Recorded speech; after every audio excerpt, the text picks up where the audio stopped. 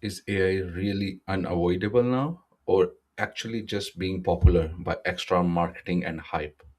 The answer is both, because we need AI and we can make our life easier, faster, we can thrive businesses, but obviously, side by side, it is not as much important till now as much the hype is created by the businesses, the big agentic companies, because that's what they do.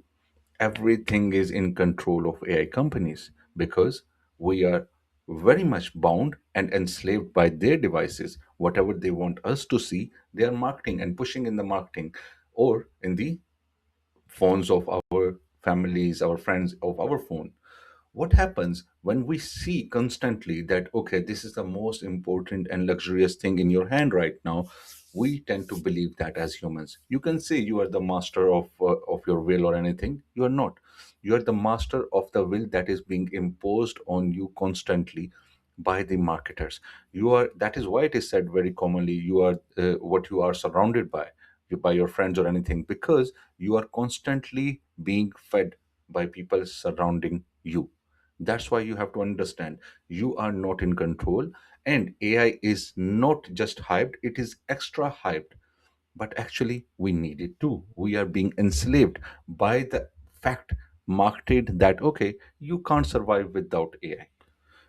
AI is making profit, or is it helping us as well? The companies are just pushing it for the profit. That's the ultimate goal. Definitely. Why do companies run? They're not non-profit. Just like we had a just recent case of Elon Musk. Elon Musk had a fight with ChatGPT, Sam Altman, that it was supposed to be a non-profit, but actually it doesn't come out to be. A person can have a vision like that, but eventually all the companies want to do is they want to make profit, and that's the way they push it in that direction. Now Claude, Grok, everything eventually is business. So 90% to between 90 and 70% ratio is for business. 10% or 10 to 20% it is helping humanity. In a way, it is making people do their work more easily who are lazy, like me and you. We use AI because we want to be lazy, we don't want to be creative, and the next generation is going to be less creative as we are more dependent on AI. For example, if for one day AI is turned off, eventually it's a machine, it's not a human body or anything, it can be turned off for one day. What are we going to do who are totally dependent on AI? That means it is making us dependent on it in a way that the only way we can survive is by giving them a money profit tax. That's the only thing. You can say money, you can say profit, or in the form of tax. You have to be relying on these companies for your whole life now. What else you want to hear? Are we more smarter or getting dependent on AI totally? Obviously, even now a kid know the answer that, okay, we are getting dependent on AI. We are, even our intellectual thinking is being dependent on AI now. What are we going to do if AI is not answering a certain question? If I am thinking of something, I'm not able to type in, or my membership is expired for a AI model, what I am going to do? I can't find a solution for anything. I can't even think. We start panicking if one subscription of one of our tool at work that is dependent on AI is gone out. And imagine that.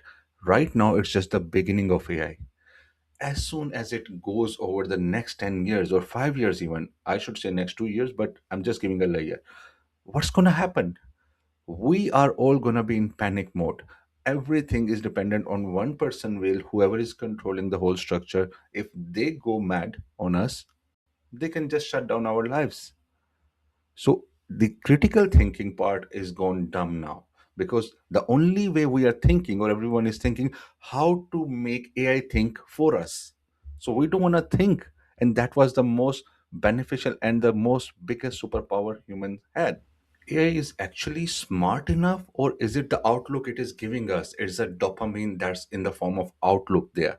So, is it a polished outlook that we are craving for, or actually it understands us? It doesn't understand it. It gives the illusion. Right now, at this stage of AI, it is giving us the illusion that it is understanding our needs, our emotion, and the questions and the output we need. most of it is the polished way of output, because eventually it's all marketing. What we get attracted towards, we buy it. We buy our emotions, we never buy what we want. And that's another book I will write down on sales, that what we do. Because what we buy into, when we are buying a subscription or using a tool, even if it's free, we're buying into it. Why? Because we love the output. And right now AI is not that much intelligent the way we want to presume, or it has not been given to public that at that level. The level we are using as a commoner, what we do is we are using as a polished output version. It gives us a very beautiful packaging of the output. Okay, AI is very intelligent and it is taking care of you. When they are just testing it on us, we are a test subject for everyone right now. So don't be happy that you are getting the best of it. AI is actually the future. That's why people are just running after it, or they are having a fear of missing out, because FOMO has been the main factor used against common people by the industries, by the corporations, by the IT companies, everyone, or any business, not only IT companies, any business or corporates. They use the factor of FOMO, fear of missing out. That's the thing. And that's when I'm doing or anything talking about sales, that's a factor we teach people, that okay, you have to create that factor that you will miss out. So that's what happening to us. Everyone is running after future of AI, that okay, it is going to be a future, I don't want to miss it. That is why I see that okay, I will see 10 people running after AI and I will want to do it. For example, right now I am thinking of going into quantum computing. I want to learn the knowledge. So if I want to help any other business, I don't want to go into coding. I want to learn everything about quantum physics or quantum computing, especially that how can I help them, because that's the future. But right now the AI is going to be FOMO, so I don't want to miss out. That's what FOMO is. Future prediction is future knowledge, or running after future is, or creating some knowledge about future is, like I am thinking of going towards quantum computing knowledge. But what everyone like me and you are doing is we are running after AI because we think people will be ahead of us, and everyone is running after that. I don't want to miss out. So it's a fear that is driving us after AI more than it is needed.